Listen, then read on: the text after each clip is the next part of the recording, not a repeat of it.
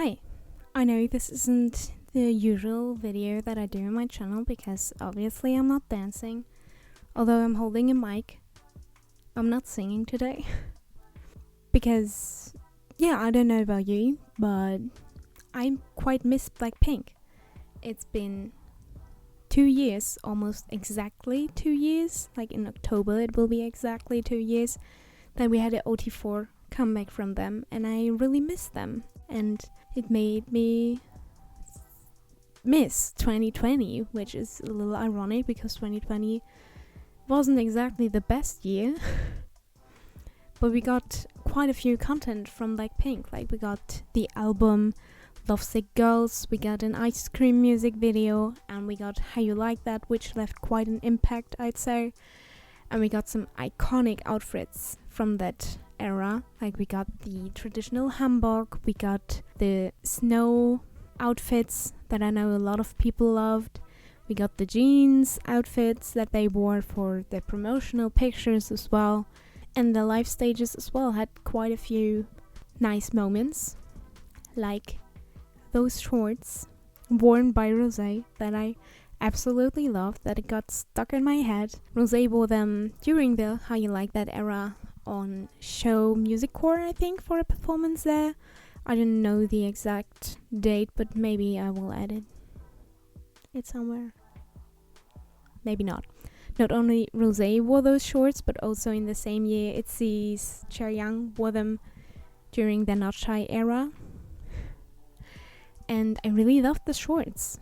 And because I miss BLACKPINK so much and their iconic fashion moments, I thought to myself, I want those shorts. But since they are designer shorts by a designer called Natasha Zinko, they have quite a price point, which is outside of my budget, to be honest. So I decided to create them myself, to make them myself, to attempt to make them myself.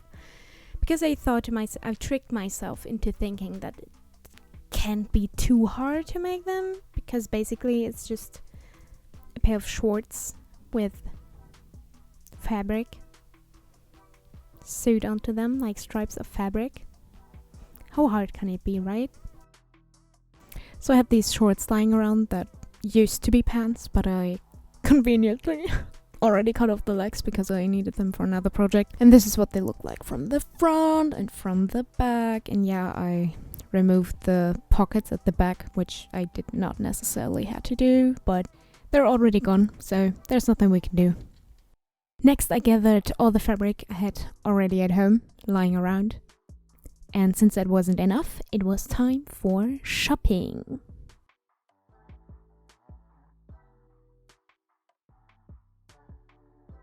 I noticed that for the original shorts, they used a lot of checkered patterns in different colors. So this is what I got to match this. And the other thing was floral prints. Lastly, since the very top layer of the shorts is a white and blue checkered print, but it's mainly white, like the stripes of blue are very thin, and it was really hard to find a fabric that matched this. So instead I went looking for shirts. And this is what I found in a thrift store, and I think it fits really well.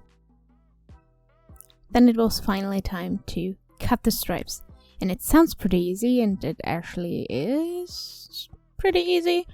Especially for the checkered fabric, because the lines, they are a nice guidance. Like, you have to measure the width that you want, and then you just follow the closest line to that, and you kind of get a straight stripe this way, which is pretty convenient.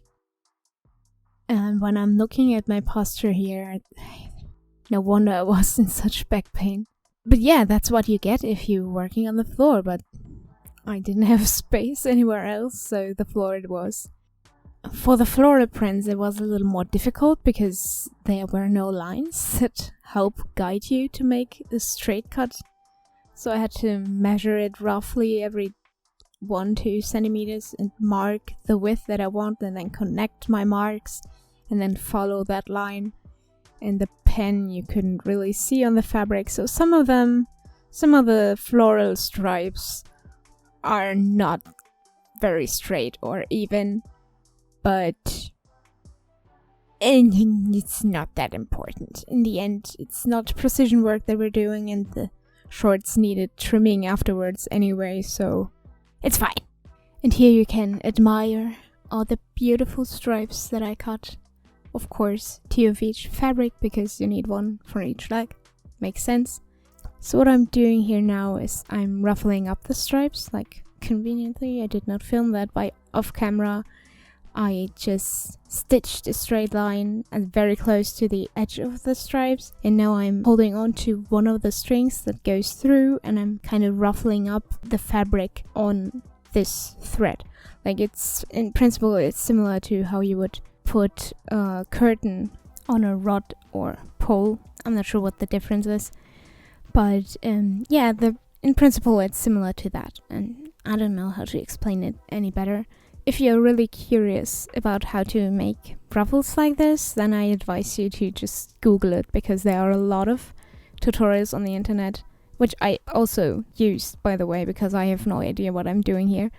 And they explain it way better than I ever could, or maybe I could explain it better, but definitely not with my current level of expertise. So if you really want to make ruffles yourself, then I would advise you to just Google it, because there are many methods. And this is the first one I tried, because it was the first time for me too to make ruffles. And yeah, those tutorials explain it a lot better than I could. So just Google it. And looking at this footage, what am I doing with my face? Why am I making so many expressions? I know I've watched YouTube videos or a TV series or something while working, but that doesn't really explain why I'm doing so much with my face. What are you doing? Also, at this point, I was still wondering if I had enough fabric, enough stripes to really make it floofy. And let me tell you, it definitely had enough fabric. There were enough stripes. I did not have to worry about that at all. So, yeah, don't underestimate the amount of fabric that this is, because it will become a struggle later when you're trying to pin it onto the shorts. I then put all the stripes in the order that I thought was the prettiest, and we want to pin them on in like a curve, like around here at the front and there at the back. So yeah, that's the plan. That should work. And then, smart as I am, I tried to pin on the first layer while wearing the pants to better see where it belongs, and of course I stepped myself, because what else would I do when I'm wearing the pants and handling needles? Although I have to admit that it was really helpful to immediately see where it sits and if I like where it sits, and to adjust it, even though I poked myself multiple times and I was afraid to leave some blood stains on it, which on white fabric is not that good. But then again, have you really made a piece of clothing yourself if you not leave some of your blood on it? Debatable. With the first layer sewn in place, I had a guideline for all my other layers, and I always took 2 at a time, put them over each other, and then pinned them together at the same time onto the shorts. Tried not to close off the shorts accidentally, which happened a few times, and I had to redo it, which is annoying, but my mistake, so I had to deal with it. I tried to pin them as close as possible to the previous layer to have as minimal of a distance between them as possible. So yeah, this is basically what I did. Like, I always alternated between pinning 2 layers onto each leg, then sewing them on, then pinning the next 2 layers on, and sewing them on, and so on. You get the drill, until there were no layers left anymore. And it really got more and more difficult to do that the more layers there were, because at some point there were just so many layers, so much fabric, that I was more busy trying to get the other fabrics, the other layers out of the way to pin the new layers on. It really was a struggle. And this is what the shorts look like with all the layers sewed in place. And as you can see, I was a little too generous with the width of the stripes. Like, they're obviously a little too wide, not like in the original. But that's nothing that we can't fix. with scissors, a little trimming and a little forming that was necessary anyway. And please don't mind the loose threads that are still dangling from me. I did not finish it off because I didn't know if I was happy with it like this or not. Actually, I wasn't quite happy with the top layer, like it looked a little bit stiff, a little bit tight. So I wanted to fix that as well. So I actually completely redid the top layer, like not completely, I didn't cut new stripes, but I just put them off again and then rearranged it and put them on again. I'm not really sure that it helped much, but maybe it helped a little, and then that's okay. Actually, while doing this, I was watching Spider-Man Homecoming with my family, or rather I listened to Spider-Man Homecoming because I didn't see much of the movie. I was so focused on my task that I couldn't look up, and it was more of an audiobook experience. So don't ask me what any of the scenes or costumes look like because I have no idea. So honestly, this project took me several days, weeks even, because I didn't do it every day, you know, like I had other stuff to do as well, so I couldn't do it consecutively. It was a lengthy process, which I have not anticipated at the beginning. But that's always the case when I do something. I just imagine it being easy, and then while doing it, while it's too late to stop, I realize that it's more work than I anticipated. But since I already started, I have to finish it. That's just my mentality. And so I trick myself into doing projects like this. And for the final reveal, please enjoy me dancing to music that won't give me copyright problems.